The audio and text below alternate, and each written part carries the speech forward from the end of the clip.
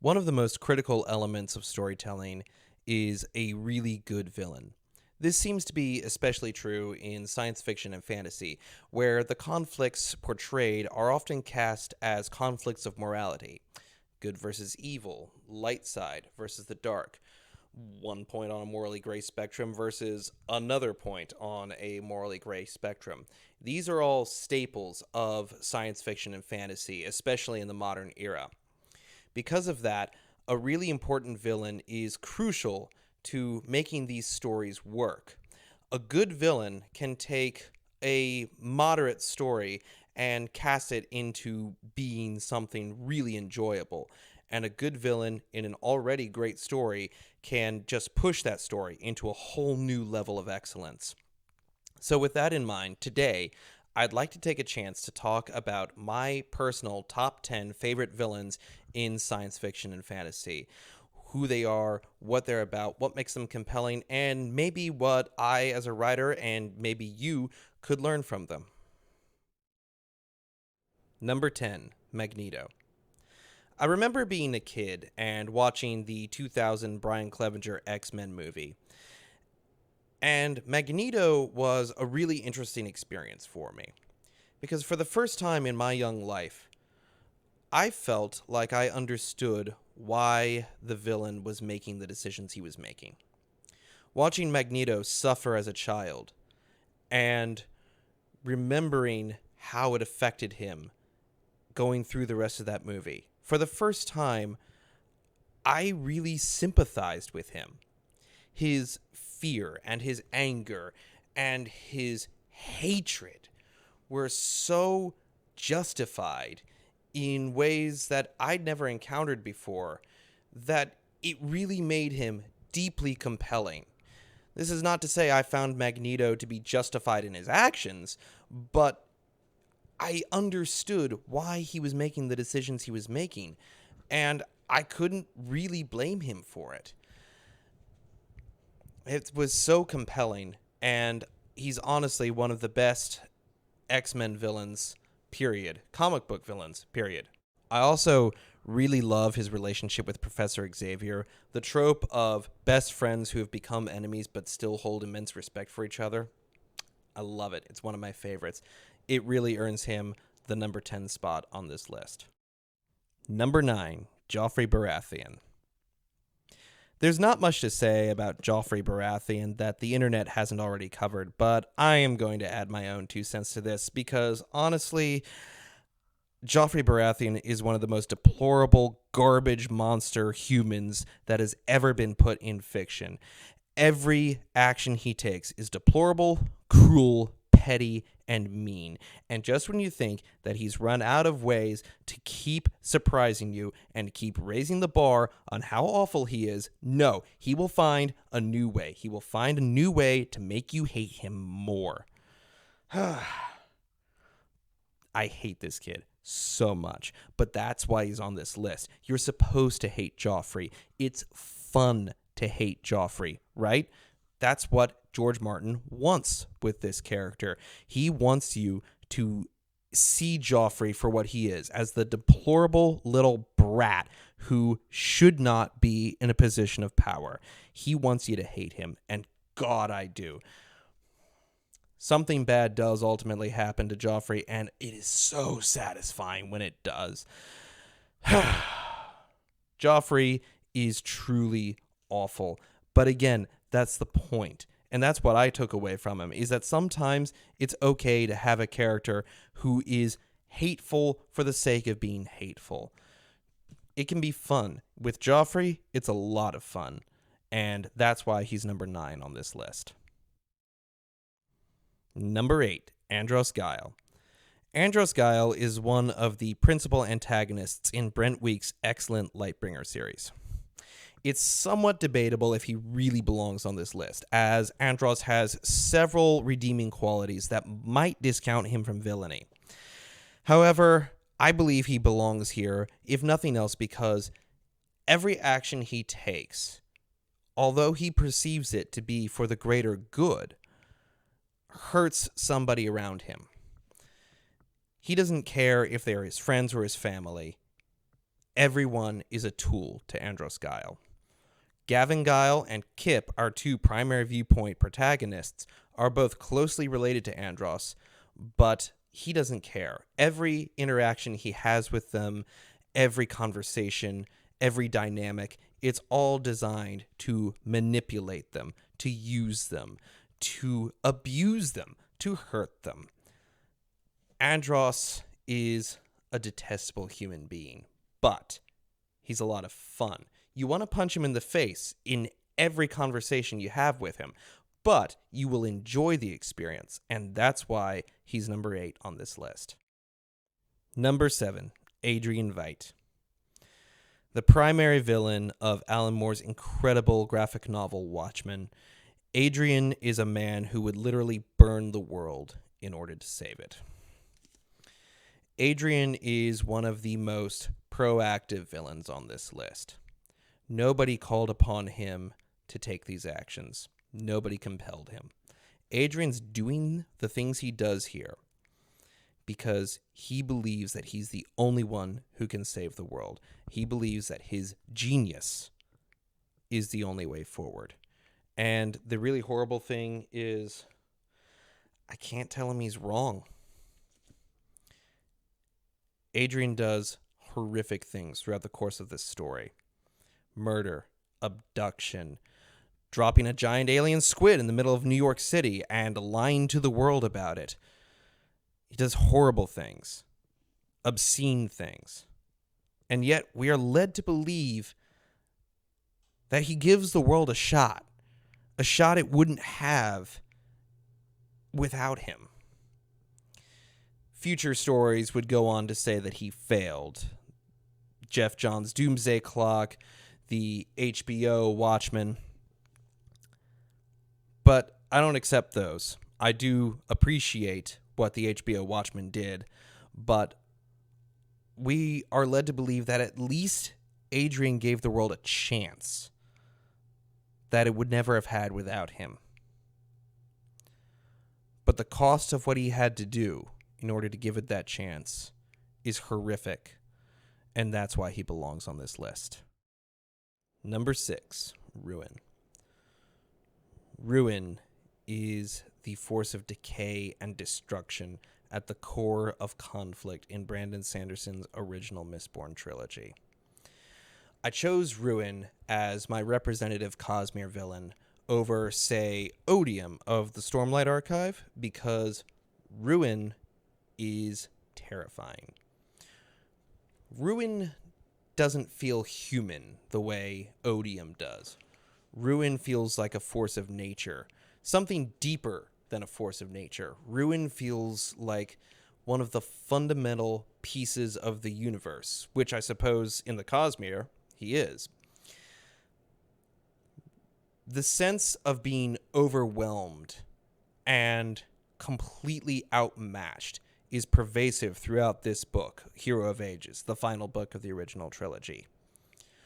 Ruin is unstoppable, unknowable, unreachable, untenable. And although he's ultimately defeated, I don't think he's done, and I don't think he's gone. And that's why he's my number 6 on this list. Number 5, Satan.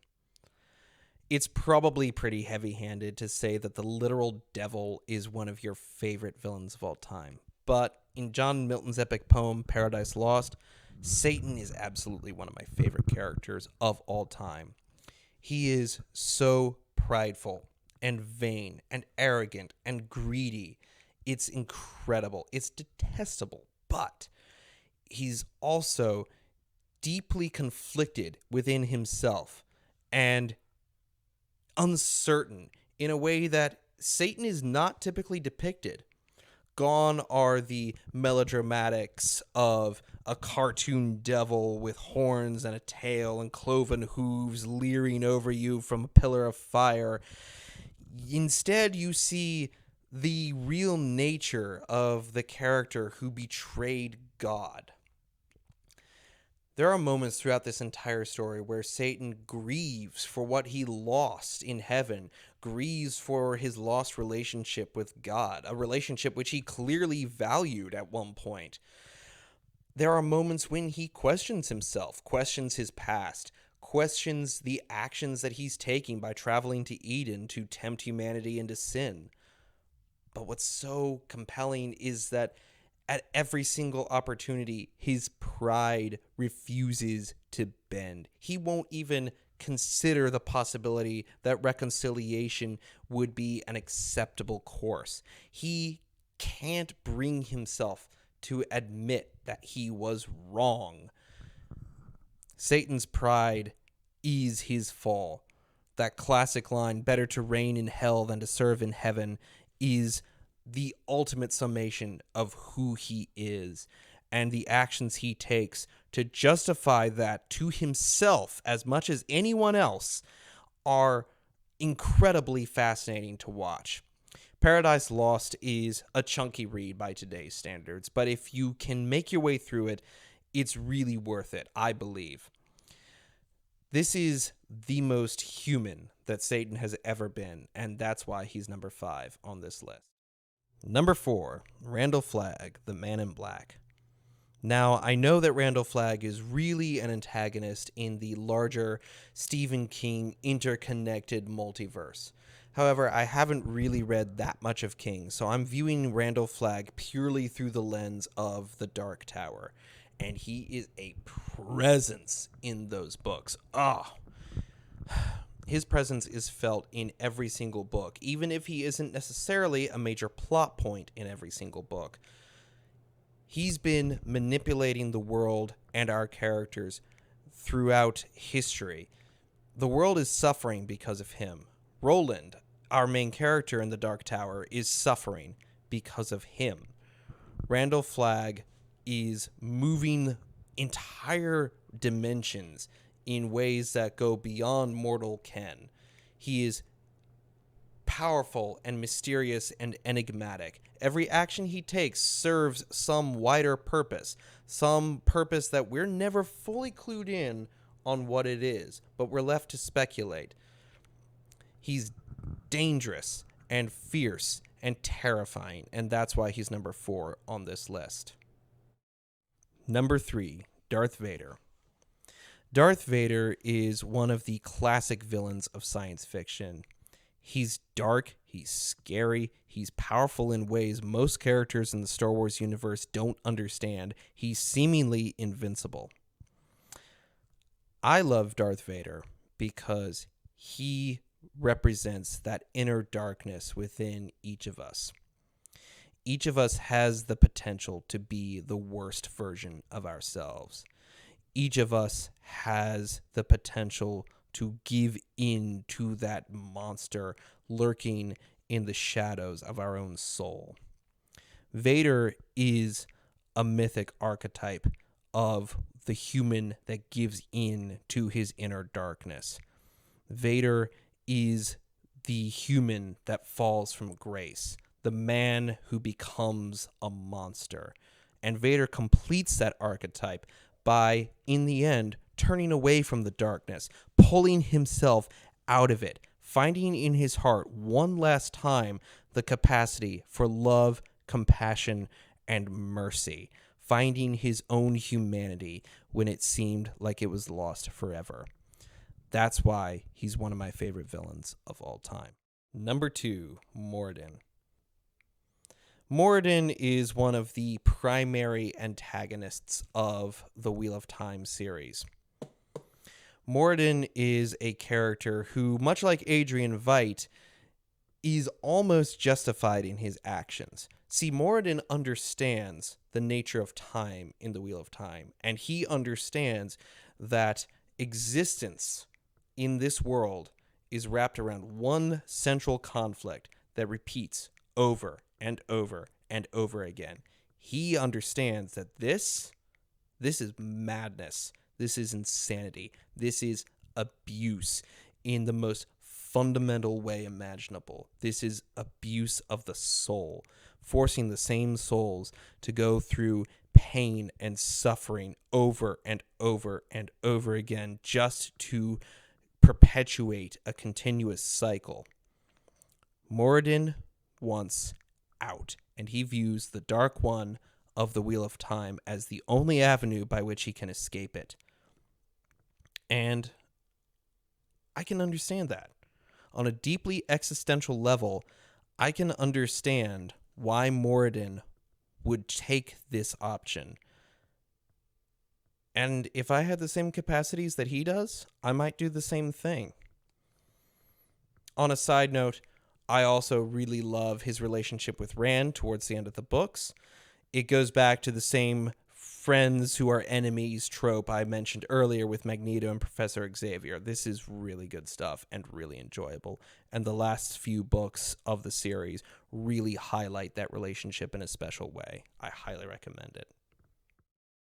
Number 1, The Shrike. The Hyperion Cantos is one of my favorite science fiction series of all time, and The Shrike is a huge reason why.